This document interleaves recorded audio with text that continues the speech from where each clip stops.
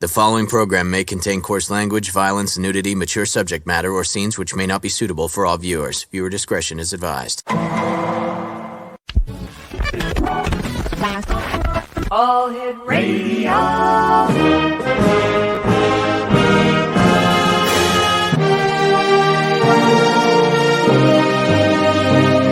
Welcome to the X Zone, a place where fact is fiction and fiction is reality. Now, here's your host, Rob McConnell. And welcome back to the X Zone. This is the final hour of tonight's show. And we went, let's see, our first guest was in the United States. Second guest was in Australia. And now we're going right around, halfway around the world to Scotland, where joining me in a few moments will be Gloria Prema. And we're going to be talking about the link between science and spirituality.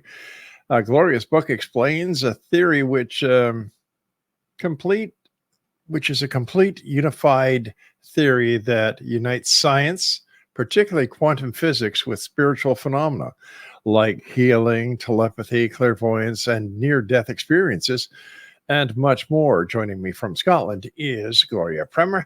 And Gloria, welcome back to the X Zone. Always great having you on the show. Hello, Rob. Thank you very much for having me back again. Nice to see you. Thank you so much. Good seeing you too, Gloria. Tell our listeners and viewers who may not have had the opportunity of seeing you the last time you were with us a little bit about yourself. I'm an author. I write on the subject of science and spirituality. This came about through back in, how long ago? Over 30 years ago. I had just begun my science degree. And I had young children at the time. I was doing my science degree, and I also discovered spiritual healing at the time. And I began to practice spiritual healing, and I was witnessing what would probably be called miracles. We would call miracles, in other words, the unexplainable. So then I realized, well, you know, what I was seeing, there must be science, there must be physics to describe what was happening. And because I was studying science, I then continued down that road, and I was studying science and spirituality, or, you know, what comes under the umbrella of spiritual phenomena, side by side for what turned out to be 17 years before I realized I had a book. At the end of that process, I realized I had a whole theory that could unite what we call spiritual phenomena like healing, prayer, telepathy, things like that, and unite that with science.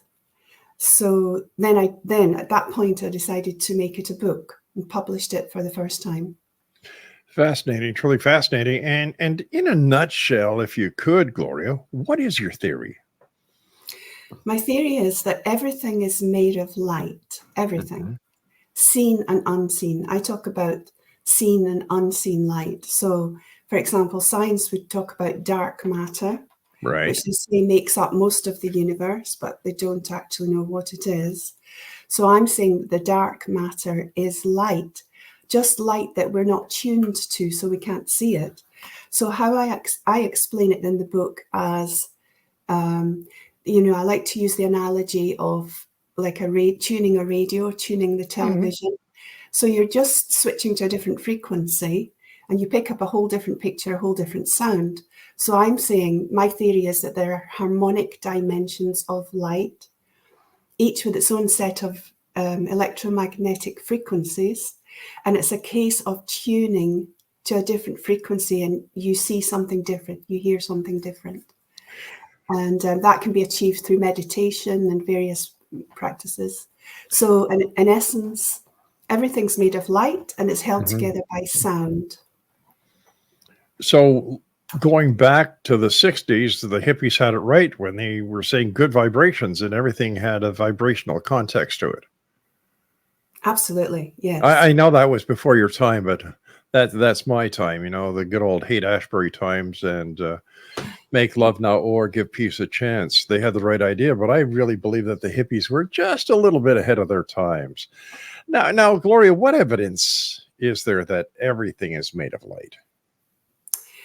Well, my main evidence is, in quantum theory, they say that the particles, the tiniest particles, subatomic particles, are made of energy, but they never say what kind of energy because they don't really know. Right. And they know that this energy is constantly moving. So the particle is constantly vibrating, constantly moving. And they just say it's, spinning energy. Well, my biggest argument that it's light is because light has no rest energy. In other words, it never stops moving. Light never stops moving. So is it safe to say that light is constant? Yes. Gotcha. Yes. Light is constant movement. It never stops. So I'm saying that the energy that they refer to in quantum physics of the particle is actually light because it never stops moving. So that's some evidence of everything being light. Now, the other evidence is I say that everything is held together by sound. Yes. So the sound I'm referring to are another thing to call them is the morphic resonance templates. There's a lot of experiments have been done, and I did my own experiments in this, where you take a plate and scatter some kind of material on it, sand or powder or something, hold a frequency generator next to the plate, and the pattern forms immediately from the material. There's lots of videos online that people can see this, and it's not just 2D on a plate, it's 3D as well. Experiments have been done with 3D experiments where they were able to create shapes and forms out of sound, and you change the sound and the pattern changes. So I'm saying these templates, and I'll give evidence of the templates, are what's holding matter in place out of light. When the light wave, like any material, encounters the sound plate, it has no choice but to take its place in the pattern. And we see that in the experiments. Now, there's two other pieces of evidence I can give you right now. Sure, please.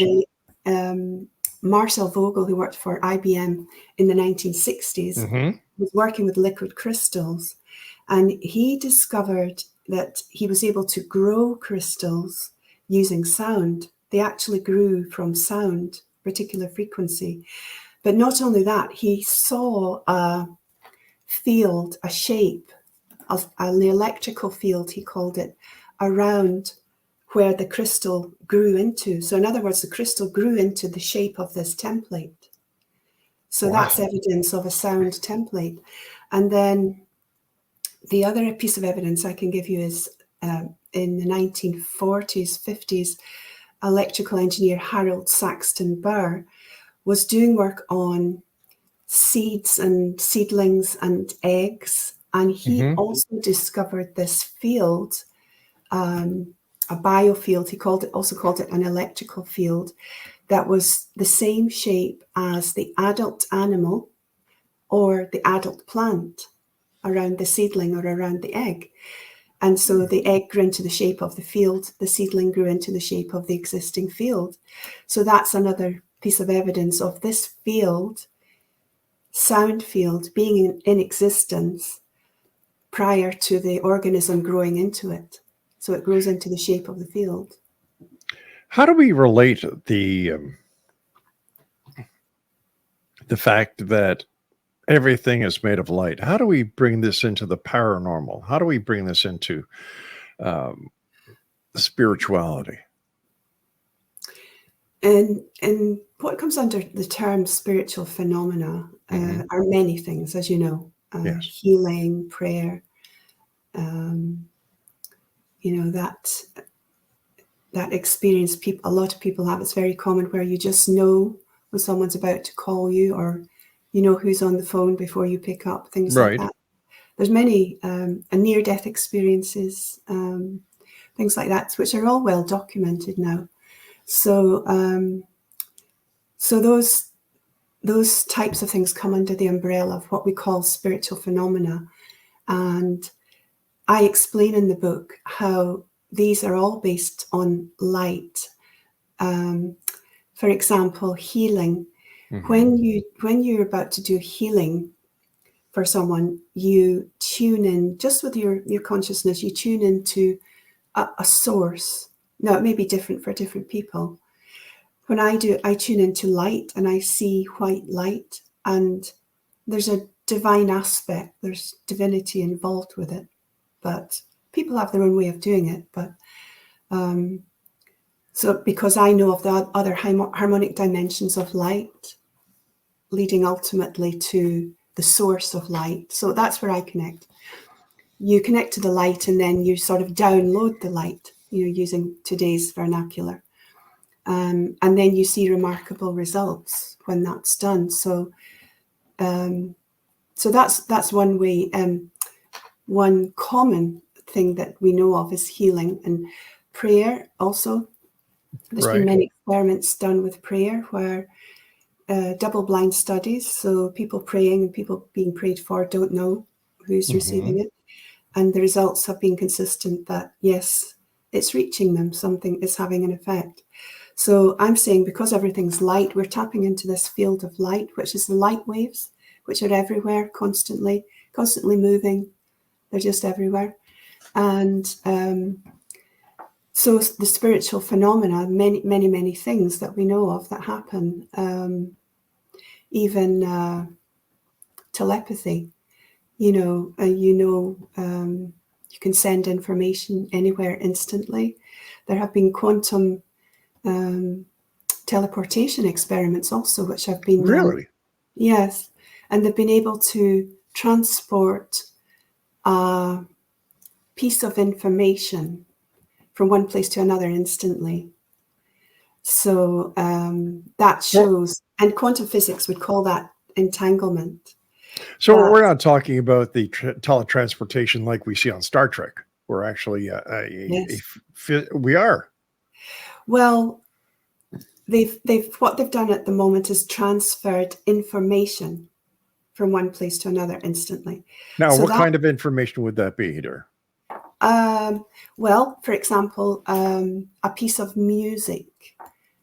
Professor Gunther Nimp's Cologne University transferred a piece of music. It was a Mozart piece at 4.7 times the speed of light. Wow. That was an early experiment, proving that proves that there are faster speeds of light, which is also central to my theory. But teleportation, there have been a number of studies done, experiments, Australia National University, also in the University of Calgary, where they have teleported a piece of information. So that's like you could say the first step towards the Star Trek type of teleportation. Where instead of taking information, we take a physical matter, something that is physical. Fascinating. Yeah. Gloria, you might have to take a short break. But before we go, what is it like? How does it feel to know that you are on the cutting edge of bringing science and spirituality together? As a professional scientist who's making all these discoveries with your research, my hat is off to you. You're one of my favorite scientists that I've ever talked to. And it's, but what is it like to be you, knowing what you've uncovered? Sometimes it's the most frustrating thing in the world, Rob. Why is that? Because it's quite hard to find people who want to know about it. I do give talks when invited. Sure. And so the type of people who turn up for the talks, yes, they are interested. But in the population at large, yes, a lot of people are just not really thinking along those lines. But it's my passion. And I really feel that I feel I have something here. Right. So I just keep putting the word out there. And I've seen a change actually, Rob, since I first began this work, since I first published in 2009.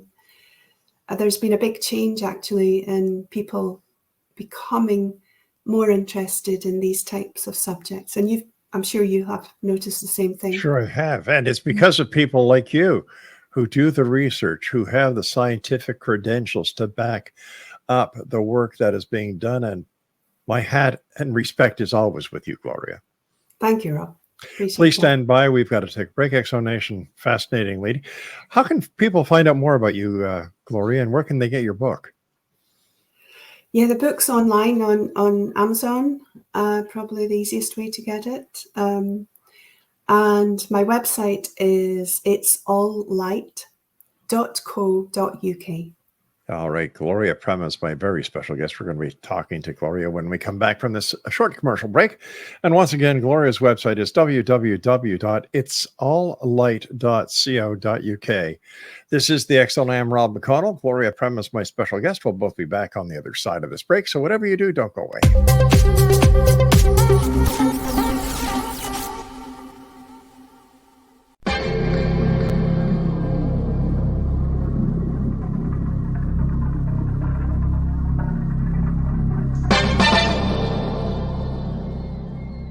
Are you ready to dive into the mysteries of the unknown? Tune into the electrifying X-Zone radio TV show hosted by the one and only Rob McConnell. I'm Rob McConnell, and get ready for a mind-bending journey through the unexplained phenomenon that surrounds us all. From UFO encounters to cryptids, ghosts, and everything in between, we've got it covered here in the X-Zone. Rob McConnell, the seasoned investigator and renowned radio personality, brings you the most compelling interviews with top experts, authors, and experiencers from around the world. Each episode is an unforgettable exploration into the depths of the extraordinary. That's right, Exo Nation. Join me every week as we open the door to the supernatural and explore the strange and amazing stories that will leave you questioning everything you thought you knew. And it's not just radio anymore. With our groundbreaking TV show, you can now witness the sessions unfold right before your eyes. From chilling reenactments to captivating visuals, prepare yourself for a multimedia experience like never before. With a legacy spanning over 2 decades, the X-Zone Radio and TV show with yours truly, Rob McConnell, is your ultimate source for mind-blowing entertainment and thought-provoking discussions. Join our growing community of truth seekers as we continue to unlock the world's mysteries. So, why wait? Step into the X-Zone and embark on a journey that will challenge your beliefs, ignite your curiosity, and keep you on the edge of your seat. Remember, X-Zone Nation, the truth is out there, and it's waiting for you right here on the X-Zone Radio and TV show with yours truly, Rob McConnell. Don't miss a minute of the action. Tune in now on your favorite radio station or visit xzoneradiotv.com to join the adventure. The X-Zone Radio TV show with Rob McConnell, where reality meets the unknown. The X-Zone Radio TV show, unraveling the secrets of the universe, one episode at a time. For more information, visit www.xzoneradiotv.com.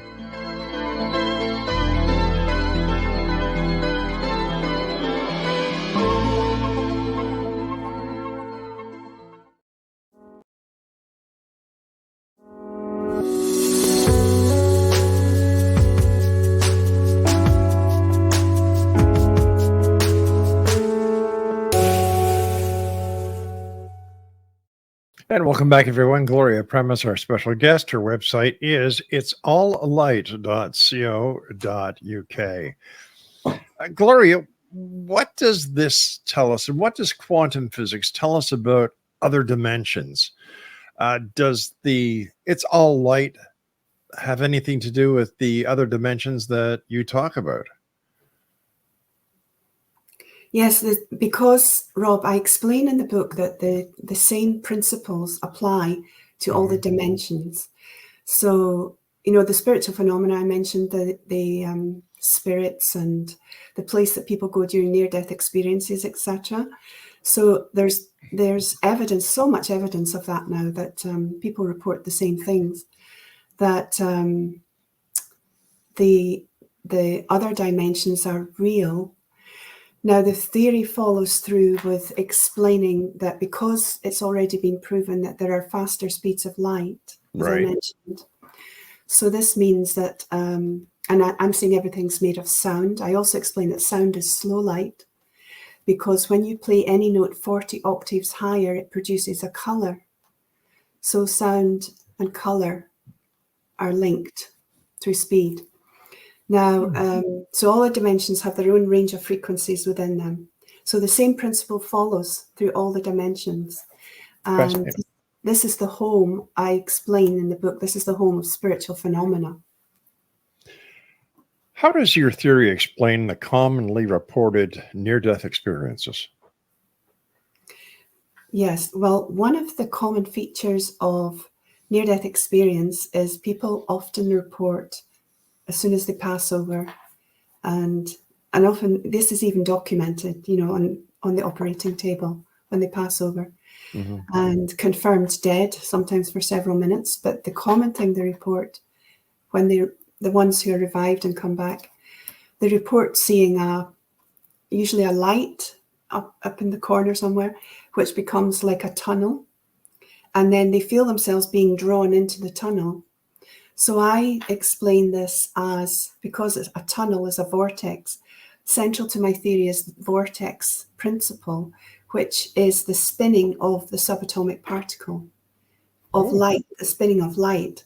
So it's the same principle as the tunnel of light that people see, which is a spinning vortex, which draws everything into itself. It's the same principle. And that follows on through the dimensions. I explain in the book how this vortex principle is the method by which we can enter another dimension.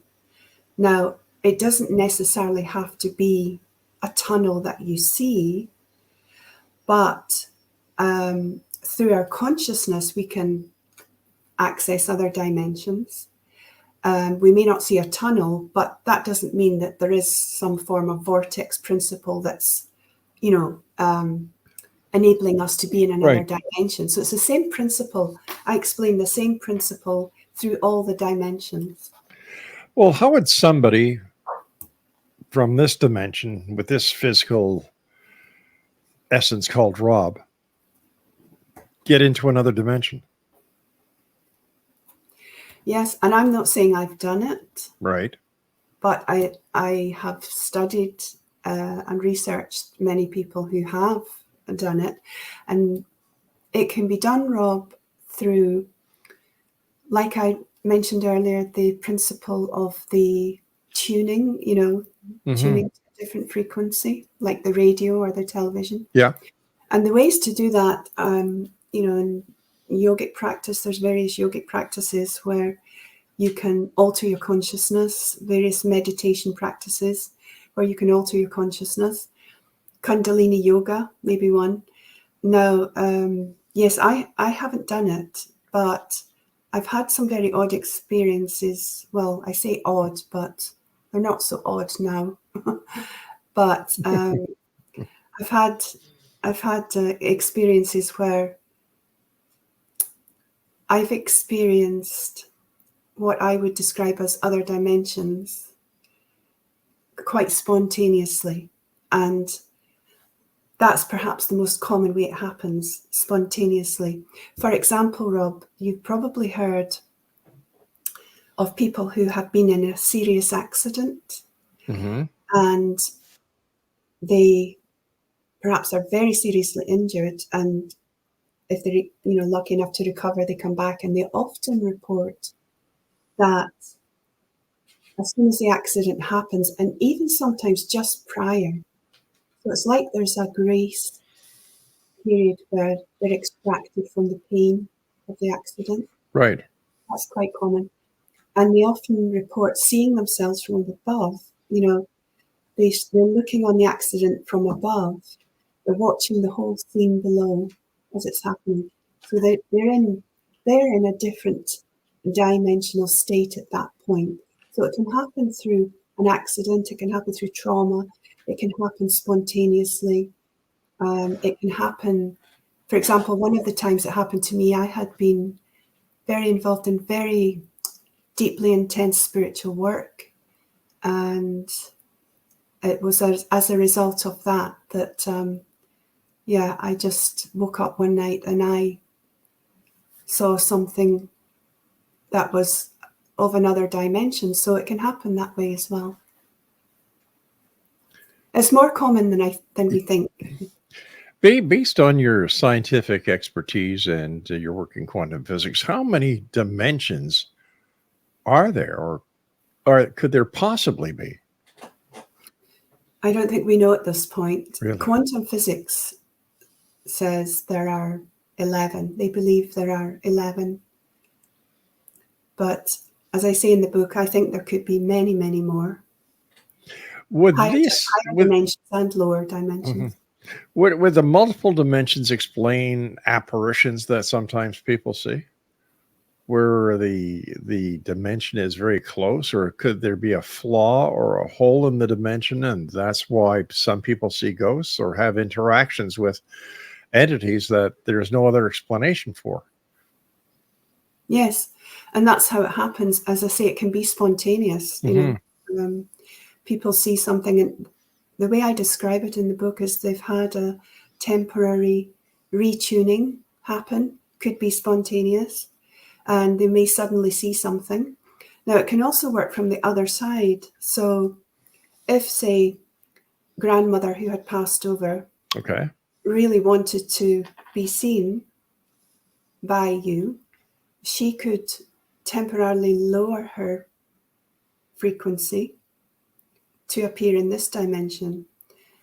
Or it can happen the other way. We can have a temporary adjustment of our frequency and we see the other dimension. So it's like frequency jumping. Yes. Gotcha. Yes, exactly. Gloria, stand by. We've got to take our news break at the bottom of the hour. And Exo Nation, our guest this hour is Gloria Prema. I'm sorry. That's okay. And her website is, are you ready for this, Exo Nation? Get your pencils and paper, because I want you to go there and I want you to get a copy of her book. It is, it's alllight.co.uk. We'll be back on the other side of this break as we continue investigating the world of the paranormal and the science of parapsychology, searching for answers and demanding the truth. You're listening to the X-Zone Broadcast Network, www.xzbn.net.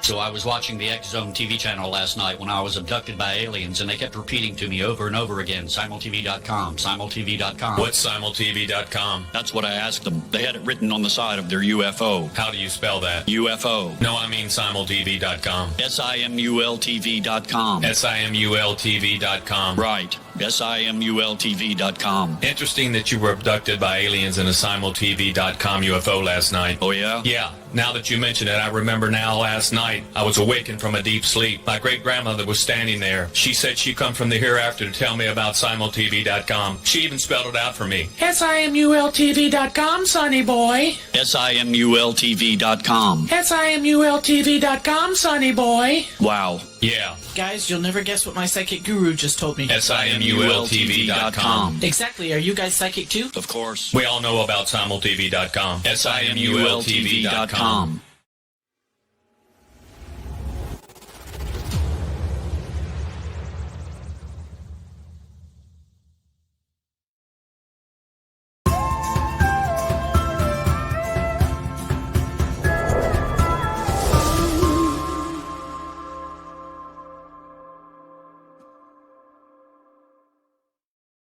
Welcome back, everyone. Gloria Prema is our special guest. It's alllight.co.uk. We've talked about distant healing briefly during the segments prior to now. How does it work? Is there any explanation on how it works and how two people can connect without being connected to each other? Spiritual healing? Yeah. Yes. Well, I have first-hand experience of this, so I know this works. Okay. It's also been studied. It happens, Rob, through the same principle as the teleportation, really, that I mentioned earlier.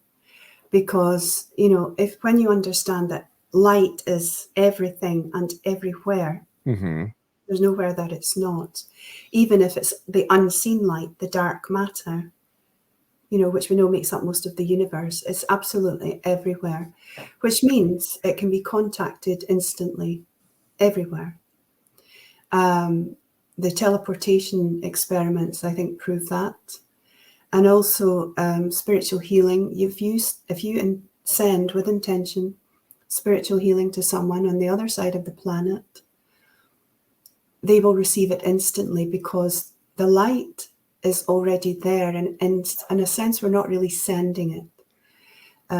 But we are intending, you know, with our consciousness, we are intending to send the healing, and it reaches them instantly, and they can feel. But how do we find that one person out of all the people in the world that we want to send that healing to? Oh, you don't need to. Yes, you don't need to find the person. So, you know, I wouldn't send it to someone unless they asked. But okay, the fact that they've asked, right, means that they're willing to receive it. So then I would just go through my process, do it with intention, that they receive it, and they would receive it, because, as I say, the light is already there anyway.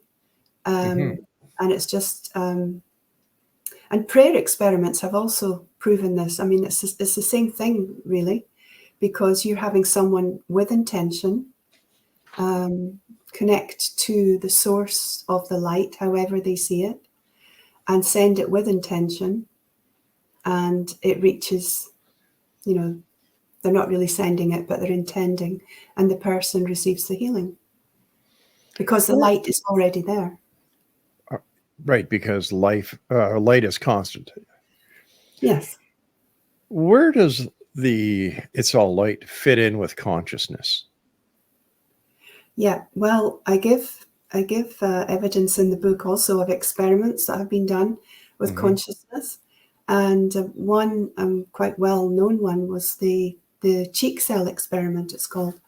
And this was conducted by the US Army, where they took volunteers they took the cheek, you know, scraped cheek cells from inside the mouth, put them on a slide, and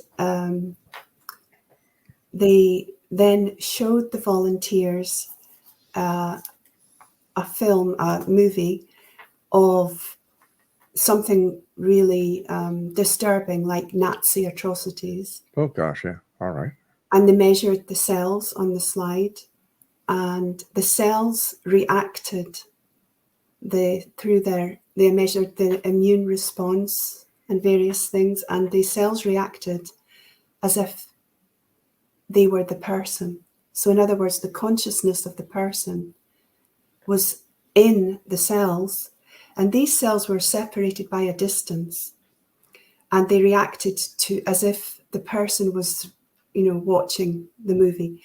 Then they showed the volunteers a movie of the work of Mother Teresa, so the opposite, and measured the cells, and they again showed an enhanced immunity and reacted as if it was actually the person that was hooked up to the polygraph machine.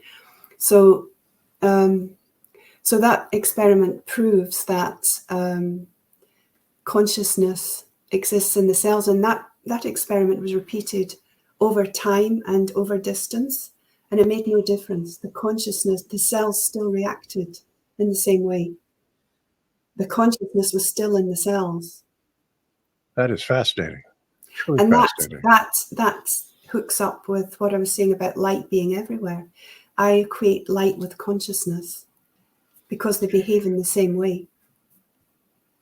My final question for you tonight, my friend, is why do you conclude that love is the aim of our evolution? In the book, I describe experiments that have been done with love, and how it changes our biofield, our energetic field. These have been done by the Heart Math Institute in Boulder, Colorado. They've done experiments over many years showing that that when we come into a state of love, when we feel love and compassion, they can measure the it's an electrical, which is a light field around us, that when we're in the state of love, the field is coherent and expands dramatically when we're feeling love. So it's like a torus field all around the human body. And from the heart especially, it extends outwards, a long way. Sure. So they've done lots of experiments on this. And the physicist Dan Winter, I mentioned him in the book, he did experiments where he hooked himself up to an ECG machine and he recorded his heart waves. Now, when he got into a state of love and compassion, the heart waves from being incoherent, in other words, all over the place, they've been settled into a coherent pattern. They embedded and became coherent. So that happens when we feel love. So in physics, we know that coherence is extremely powerful. A level of coherence would be a laser, for example. So a laser is extremely powerful. Now, Professor William Tiller did experiments on this field for many years, and he said that he concluded that when we switch on a light bulb, for example, all the photons come out scattered all over the place, so we never see the full power of the light bulb. But he said if you could arrange for those photons to come out coherently, he said the power of that light bulb would be 100 to 1,000,000 times, 1,000 to 1,000,000 times that of the sun. Wow. So as I argue in the book, and in the last chapter, I talk about this, knowing that through the experiments, through heart math, etc., we know that love creates this enormous field of coherent light. And then linking that with Professor Tiller's experiments and what he says about the power of coherence, I conclude that what does this tell us then about the power of human love? All you need is love, according to John Lennon, and I certainly do agree. Yes, yes. Gloria, I want to thank you so much for joining us tonight. Always a great pleasure. Take care of yourself, my friend, and I always look forward to sharing anything new that you find, because you are one of the hardest scientists, if not the hardest working scientist, that is making the connection between science and spirituality. So until the next time we meet, take care, and blessings to you and your family. Thank you, Rob. Same to you. Thank you so much. Bye-bye. Good night, Gloria. And that's it for this segment, Exonation. I'll be back on the other side of this this break as we continue here from our broadcast center and studios in St. Catharines, Ontario, Canada. Don't forget, you can always send me an email, exon@exonradiotv.com, and visit our website, www.xzbn.net. And on Channel 32, Simul TV is the X Zone TV channel. I'm Rob McConnell. Whatever you do, don't